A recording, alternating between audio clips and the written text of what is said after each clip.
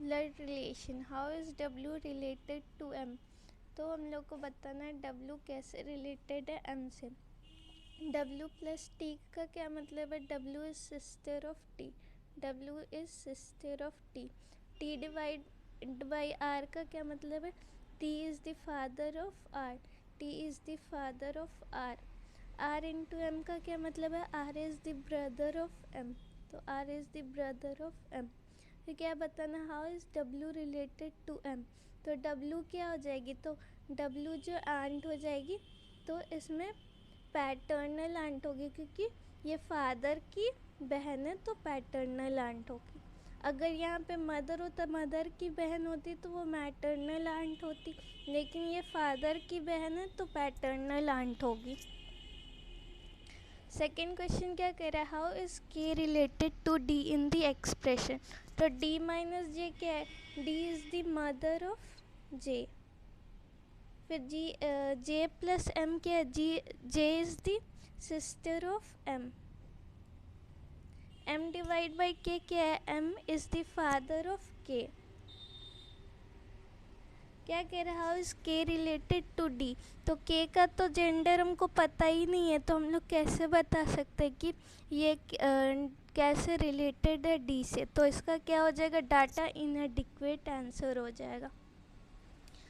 Third question क्या कह रहा है, how is R related to M. तो एम प्लस जे का क्या मतलब है? M is the sister of J. फिर जे डिवाइड बाई टी का क्या मतलब है? J is the father of T. J is the father of T. T into R का क्या मतलब है? T is the brother of R. फिर क्या कह रहा है, is R related to M. फिर से आर का जेंडर तो हमको पता ही नहीं है, तो हम लोग कैसे बता सकेंगे कि आर जो है एम से कैसे रिलेटेड है। तो इसका आंसर हो जाएगा डाटा इनएडिक्वेट। चौथा क्वेश्चन क्या कह रहा है, which of the following expression represent T is the nephew of J. तो टी इज द नेफ्यू बताना, तो टी का जेंडर क्या होना चाहिए? टी का जेंडर जो है मेल होना चाहिए, और ये दोनों के बीच में 2 जनरेशन का गैप होना चाहिए। तो पहला में हम लोग देखते हैं एफ इंटू टी है, तो F is the brother of T है, लेकिन टी का जेंडर तो पता नहीं है, तो पहला ऑप्शन नहीं होगा। वैसे ही यहाँ भी एफ इंटू टी है, तो फिर से हमको टी का जेंडर पता नहीं, तीसरा ऑप्शन भी नहीं होगा। फिर दूसरा ऑप्शन क्या कह रहा है, F plus T. F is the sister of T. T का जेंडर इसमें भी पता नहीं चल रहा है, तो ये भी नहीं होगा। और फोर्थ में भी वैसे ही एफ प्लस टी है, तो ये भी नहीं होगा। तो इसका आंसर हो जाएगा none. Which of the following expression represent B is the paternal uncle of H. तो B is the paternal uncle चाहिए। एक तो बी का पॉजिटिव होना चाहिए, फिर बी का कोई भाई होना चाहिए, उसका बेटा या बेटी एच होगा, ऐसा होना चाहिए। यानी कि हम लोग को गैप चाहिए, जनरेशन गैप। तो बी इंटू एम क्या है? B is the brother of M. फिर एम डिवाइड बाई एच क्या है? M is the father of H. तो इसमें पहले से ही आ जा रहा है। फिर देखते हैं, हम लोग देखते हैं कि कैसे दूसरा ऑप्शन कैंसिल हो गया। तो B is the sister of M, तो बी इज़ द सिस्टर है तो ये ऑप्शन गया। वैसे ही बी इज़ द सिस्टर है तो ये ऑप्शन भी गया।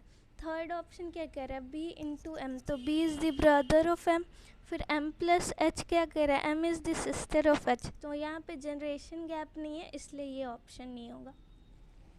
फिर सिक्स्थ क्वेश्चन क्या कह रहा है, how is T related to Q. तो पी डिवाइड बाई क्यू क्या है? P is the father of Q. Q plus R क्या है? Q is the sister of are.